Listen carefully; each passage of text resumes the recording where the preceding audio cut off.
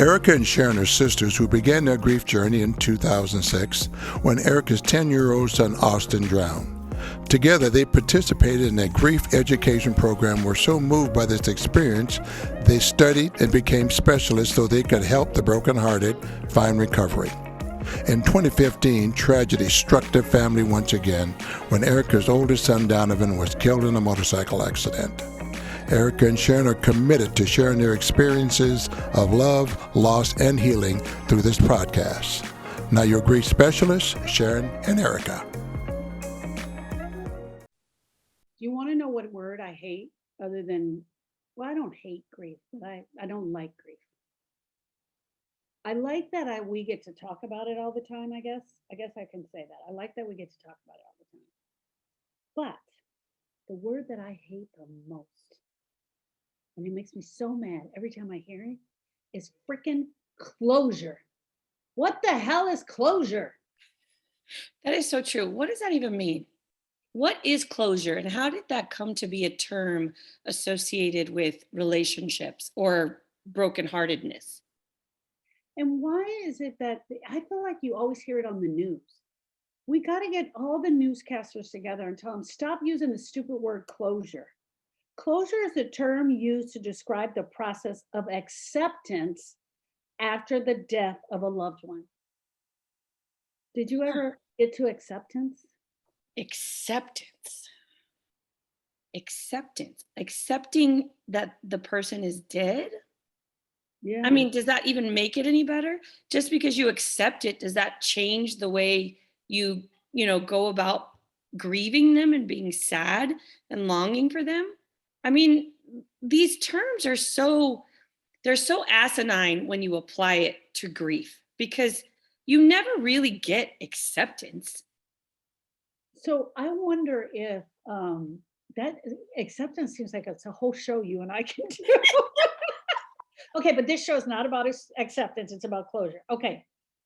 So it also says, I'm reading an article, it says it looks like that closure is the final stage of grief. Yeah, again, a Favorite, stage. your favorite word, stages. It's really sad because we do people such a disservice with this information. Yeah. We really put this expectation out there that if they get to these stages, and I'm doing air quotes, that then their life is going to be better. That's not true. Yeah. One of the other things that I read, because I just did some research on the internet, it says losing a loved one is hard, but especially hard if you never reach closure. And that, I remember when Austin died, and a few months after he died, someone said to me, when you get closure, you will feel better. I distinctly remember that. And I remember my entire body rejecting the word closure. And I guess that's why I feel so strong about it. I felt like my entire body um, rejected it. And here's why, because I felt like they were saying that I needed to accept that he was gone and that I was going to close the door on my relationship. And closure to me, and I'm doing the quotes and you can see me, equaled forgetting. Right. Quotes equaled forgetting. That's why I hated the word closure. Yeah. It's like an unspoken message, because grief makes so many people uncomfortable and no one likes to allow the emotions associated with grief in. They would rather you get to acceptance so that the people, society, your coworkers, your friends don't have to be uncomfortable around you because you're grieving. Yeah. Yeah. I also read that without closure or acceptance, you will be stuck in perpetual grief. And they want to scare you. If you don't go find this closure real fast and in a hurry, you're going to be in whatever perpetual grief is. That sounds awful. Oh my gosh. So what we're getting to is number one, how much we hate closure. That's number one. Why you don't need closure. What Eric and I teach, and I think it is so beautiful and so profound, is that we teach completion.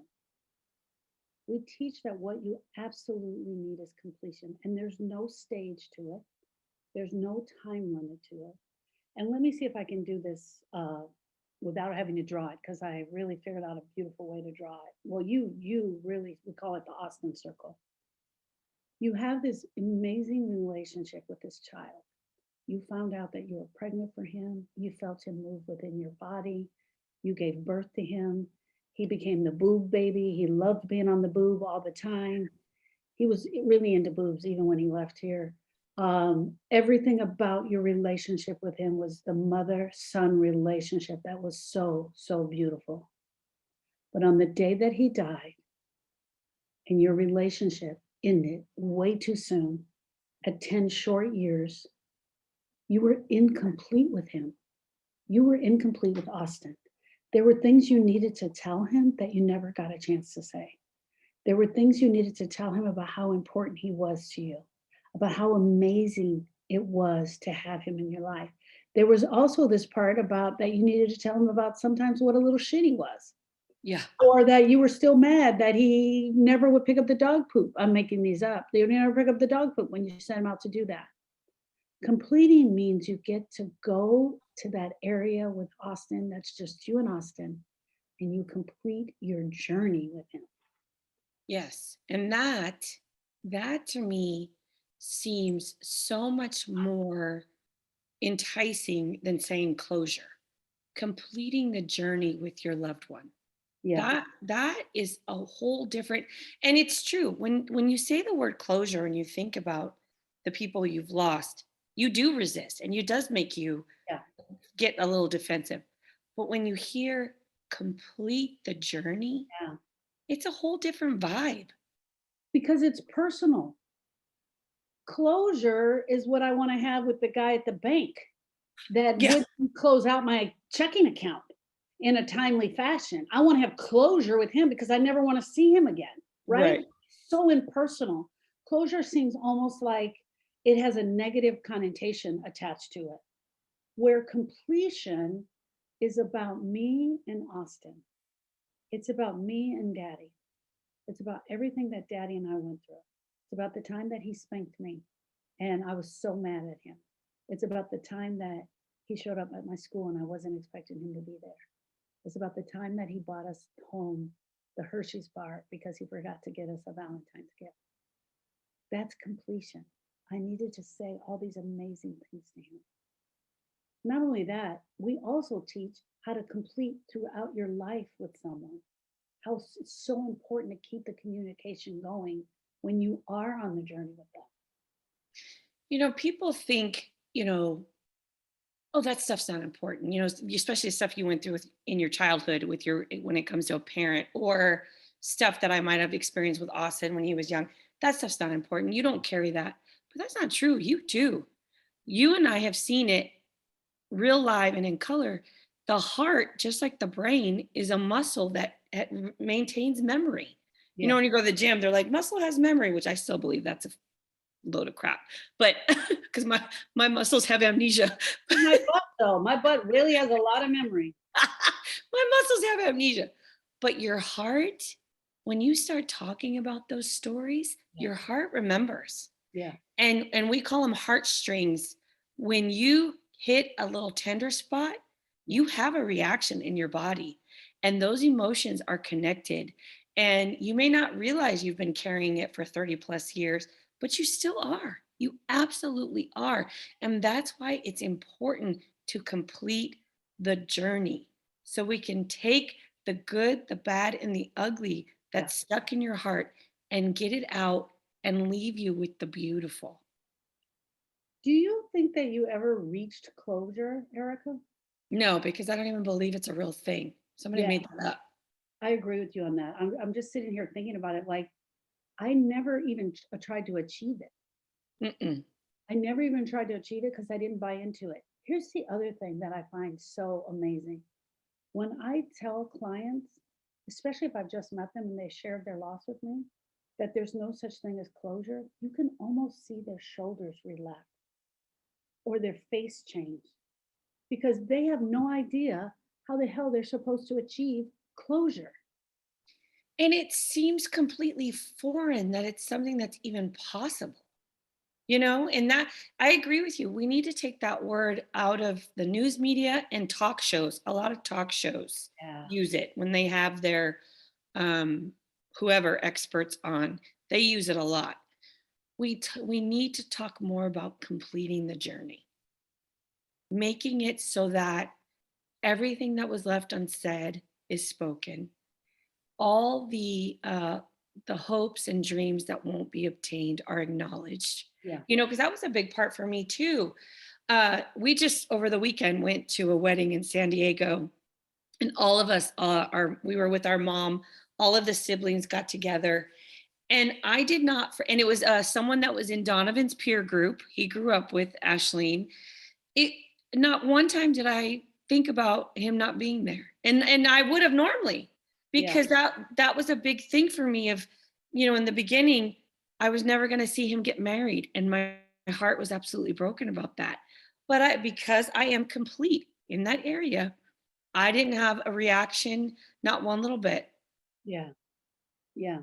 That longing and missing seeing his wedding because you're complete in your journey with him. Yeah, Completion is a beautiful thing. it is. Really is a beautiful thing. Okay. So just the other day, you guys, the Uvalde, Texas shooting has just happened 2 weeks ago. And, as the news media does, they interviewed everybody that they could find. They got pictures, they replayed the pictures. About 5 days in, they start interviewing each other as they usually do when they're at the scene, right? Because they don't have anybody else to interview. So the newscasters start interviewing themselves.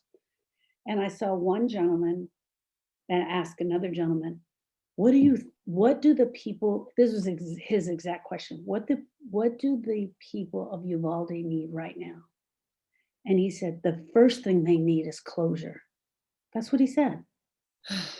And I really wish I was standing right there because I would have asked him, what do you mean by that? Because I don't even think they know what they mean. And like, when were they going to get this closure? I mean, 19 children died. Now they need the closure before the funerals even take place? Or do we have the funeral and then the closure takes place? Is closure something we achieve over time? Is closure a place that we go to? It's like, it's so weird, this closure thing that everyone speaks of.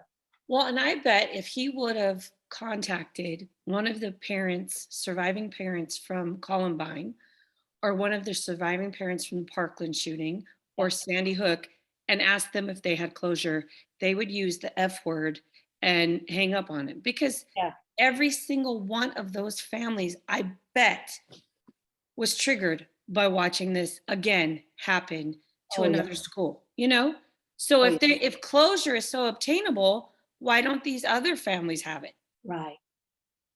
Right. I agree. I agree with you.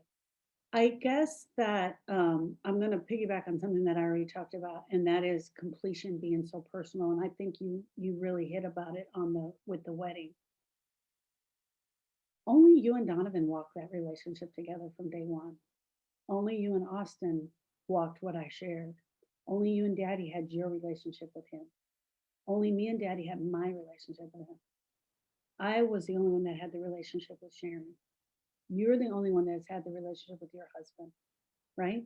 So it's completion is such a personal thing because only you know what you're experiencing, only you know what you're feeling, only you know what needs to be said, only you know the parts that you're going to hold you don't want to say out loud, the ugly parts, because that's in every relationship.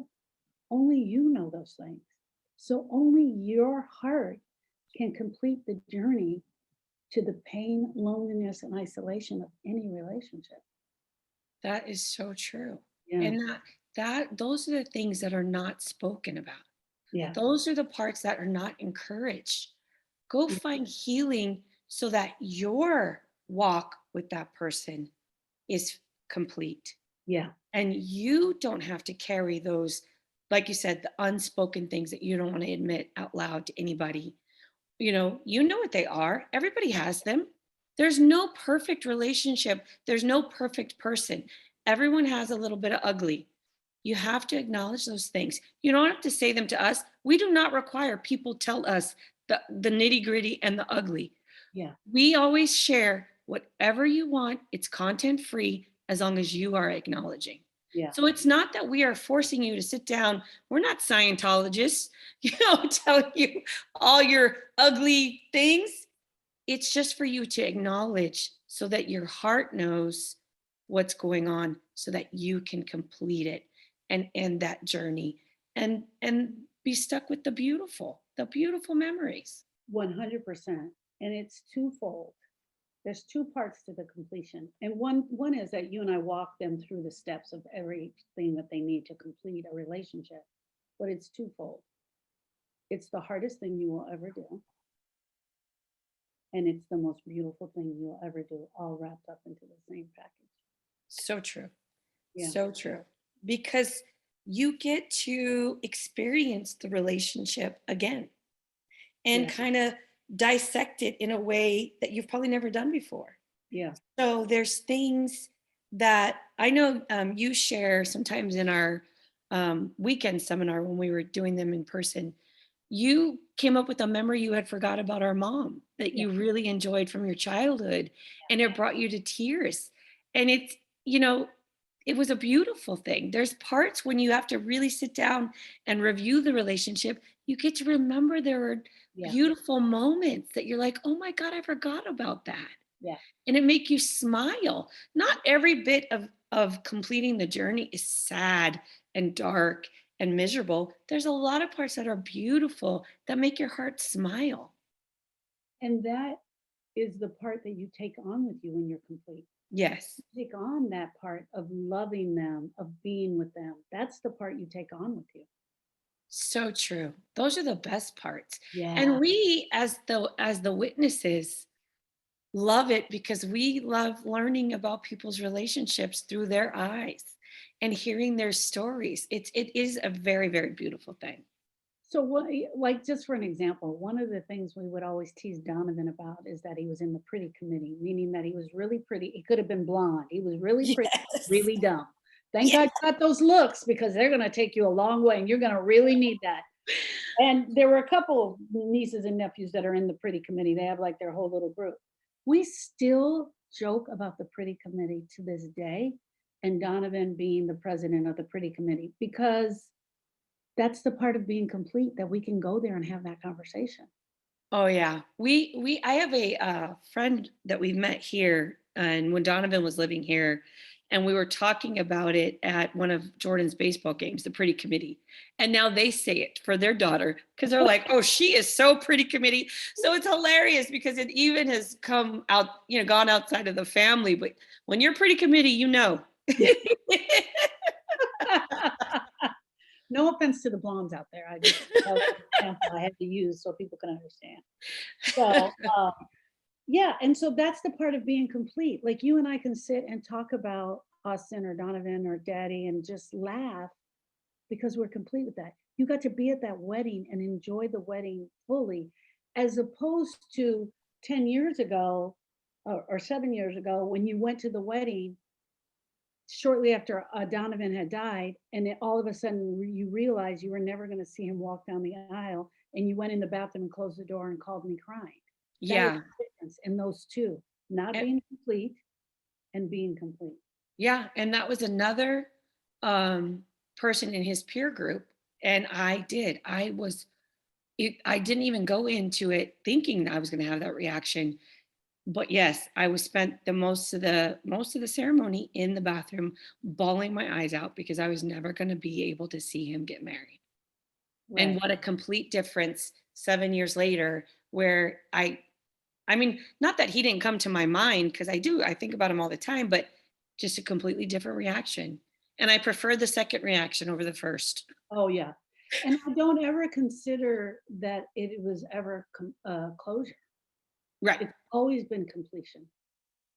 Yeah, absolutely. It's a Closure. beautiful thing, guys. It's really a beautiful thing to complete your journey with your loved ones, or as Erica always says, your less than loved ones. If you got a divorce and it was a terrible, terrible marriage and a terrible divorce, that relationship still needs to be completed too.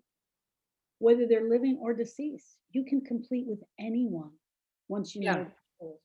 Once you know People, the tools, you can complete with anyone. sorry, I didn't mean to jump in there. No, People think that you don't grieve people that you don't have good relationships with, but you absolutely do. yeah, it's a grieving experience that you're living out loud. Mm-hmm. Yeah. Okay, friends, don't be afraid of completion. It is a beautiful thing. I promise you that. And we'd love to give you and show you the steps for it. It's something that will change your life for the better.